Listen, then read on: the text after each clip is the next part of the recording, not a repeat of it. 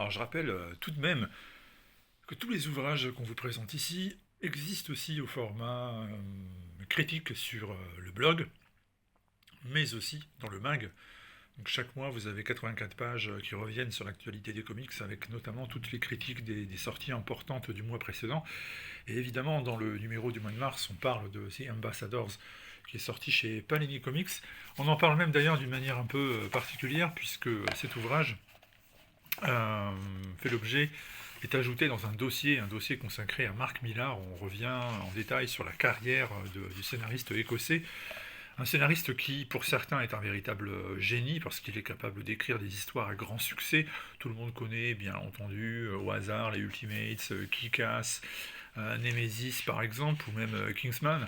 Et puis d'autres eh bien, lui reprochent cette tentation habituelle, toujours la même, de d'écrire un très bon pitch qui se lit très vite, qui est un peu la réécriture de quelque chose qui existe déjà dans la pop culture et retravaillé à sa façon.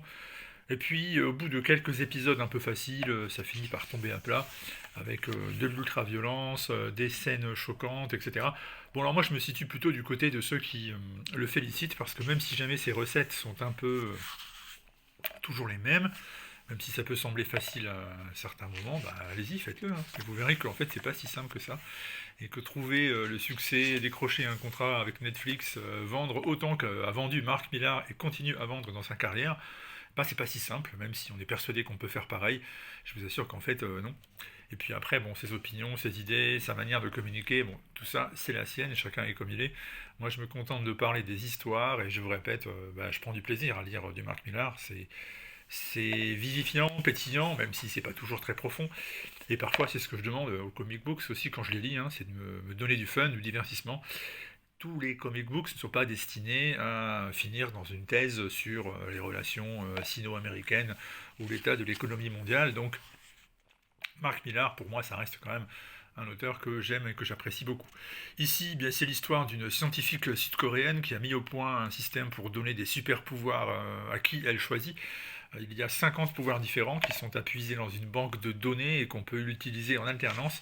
Et elle va confier ces pouvoirs à une petite poignée d'individus, chacun représentant un État-nation, et non pas en fonction tout simplement de combien ils vont payer pour y accéder ou ce qu'ils ont fait dans leur vie, mais tout simplement parce qu'ils vont envoyer une sorte de candidature et elle va choisir les plus méritants, ceux qui semblent être les personnes les plus motivées et celles qui donneront le plus satisfaction pour des raisons tout simplement d'héroïsme pur et dur classique. Alors, il y a même un candidat, une candidate française hein, qui va hériter de super pouvoirs et qui ne sera pas la seule puisque même son fils également va hériter de super pouvoirs. Alors vous aurez le jeune homme en provenance de l'Inde, vous aurez la candidate en provenance du Brésil, vous aurez un Australien qui est le plus déjanté de la bande. Je vous laisse découvrir un peu pourquoi. Disons que c'est un petit peu en rapport avec toute la mode de l'inclusivité et ce qu'on appelle génériquement, même si ça ne veut pas dire grand-chose, woke. Tout ça donc est très divertissant. Et puis c'est illustré par toute une série d'artistes. Un artiste différent par différentes parties. Là, je vous montre par exemple Olivier Coipel. Vous avez peut-être reconnu son style parce que c'est un des dessinateurs les plus doués de sa génération. Mais vous avez aussi Quietly, vous avez aussi Bouffagne, que moi j'aime beaucoup. Vous avez aussi McNiven. Donc vous avez des très très bons artistes dans cet album. D'ailleurs, je me rends compte là que je suis en train d'oublier Matteo Scalera, qui est quand même un énorme artiste. Charest aussi, vous avez les noms là qui s'affichent en haut de l'écran pendant que je vous montre la couverture. Donc mon opinion sur The Ambassadors, bah, je vous répète, c'est du positif.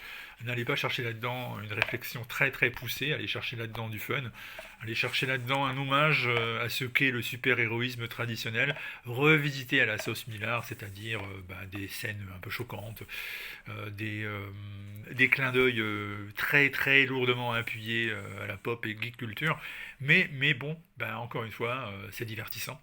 Et c'est ce qu'on demande aussi aujourd'hui aux comics, et parfois c'est ce qui manque d'ailleurs aussi aux comics. Bref, c'est disponible chez Panini, ça s'appelle The Ambassadors. Si je ne dis pas de bêtises, ça coûte 22 € et vous avez les 6 épisodes complets de la mini-série d'un coup, donc ne vous privez pas, allez faire un tour chez Panini Comics pour cet album. Voilà, et à très vite pour d'autres aventures au pays des comics qui viennent de sortir.